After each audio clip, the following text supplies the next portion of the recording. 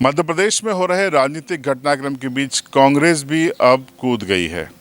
कांग्रेस ने रामनिवास रावत को, जो कि नए वन एवं पर्यावरण मंत्री बनाए गए हैं, उनको गद्दार कहा है, तो नागर सिंह चौहान को खुद्दार कहते हुए उनसे सहानुभूति जताई है।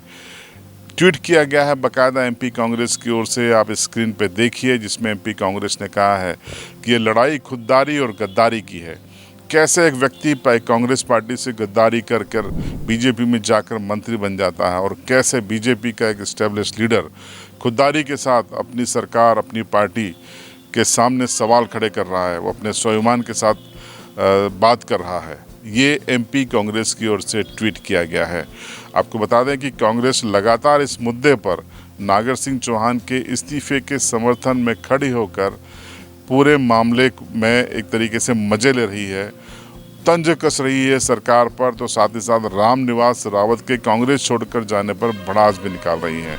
अब आपको ये भी बता दें कि कल महेश पटेल ने इस पूरे मुद्दे पर क्या कहा था।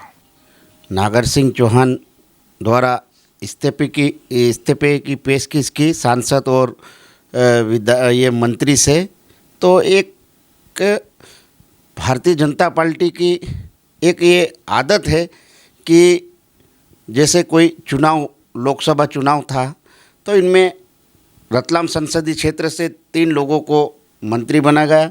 नागर सिंह चौहान, निर्मला भूरिया और एक रतलाम से बनाया गया। एक नागर सिंह चौहान को एक महत्वपूर्ण विभाग दिया गया था, जो कि कल वन पर्यावरण मंत्री, जो कि उनको छीन के एक दूसरे मंत्री को दिया गया, जो कि अभी फ़िलहाल में कांग्रेस से भारतीय जनता पार्टी लोकसभा चुनाव में गए थे, उनको दिया गया है। एक ये भारतीय जनता पार्टी का आदिवासियों का कद भी बढ़ाना और गिराना, ये भारतीय जनता पार्टी की शुरू से आदत है। और एक आदिवासी समाज का एक अपमान हुआ है, क्योंकि एक महत्वपूर्ण विभाग था आदिवासियों को भारतीय जनता पार्टी ऊपर नहीं आने देती है। और हमेशा देखा, और ये तो ठीक है, मंत्री है, विधायक है, तो ठीक है, नहीं तो आम आदिवासी लोगों की तो क्या हालत होती है भारतीय जनता पार्टी में। मोहन यादव की सरकार में आदिवासियों की अपेक्षा होती है, और कई बार भारतीय जनता पार्टी कहते हैं कि हम आदिवासी के हित में लड़ाई लड़ते हैं, लेकिन एक ये ताज़ा उदाहरण उनके ही एक महत्वपूर्ण विभाग जो मंत्री नागर सिंह चौहान के पास था, जो कि आज भारतीय जनता पार्टी में अभी कुछ ही दिनों पहले मंत्री बनाए थे रामविलास रावत, जो कि कांग्रेस के कद्दावर नेता थे।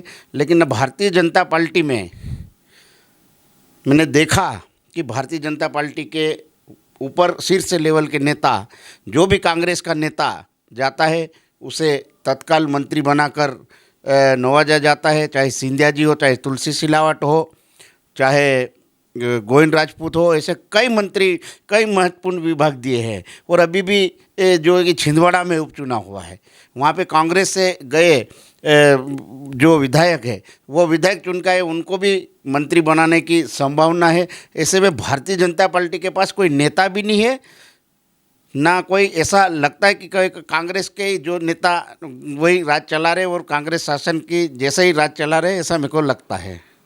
अब आपने सुना कि कांग्रेस किस तरीके से निशाना साध रही है। दरअसल वो कांग्रेस को एक अवसर मिला है रामनिवास रावत को निशाने पर लेने का।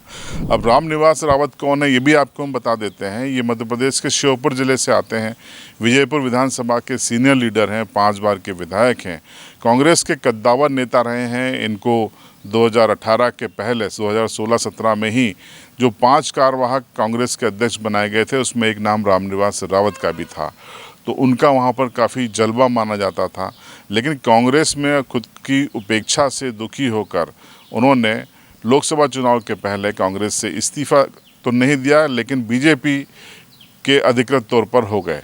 अब जाकर वो मध्य प्रदेश सरकार में कैबिनेट मंत्री बन गए हैं। वन एवं पर्यावरण जैसा भारी भरकम मंत्रालय उनको मिल गया है। अब वन और पर्यावरण मंत्रालय को आप ऐसे समझिए कि मध्य प्रदेश में सीएम, गृह मंत्री और उसके बाद सीधा वन एवं पर्यावरण मंत्री माना जाता है।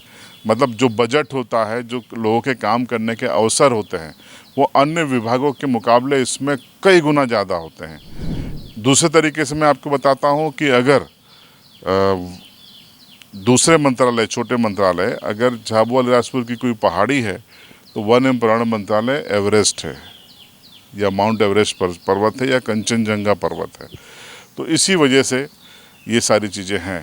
तो कांग्रेस हमलावर है और कांग्रेस मज़े भी ले रही है, लेकिन कांग्रेस जो कह रही है उस पर आप सहमत हैं, नहीं है? कमेंट बॉक्स में ज़रूर बताएं। चैनल पर नए हैं तो सब्सक्राइब करें और बेल आइकन ज़रूर दबाएं।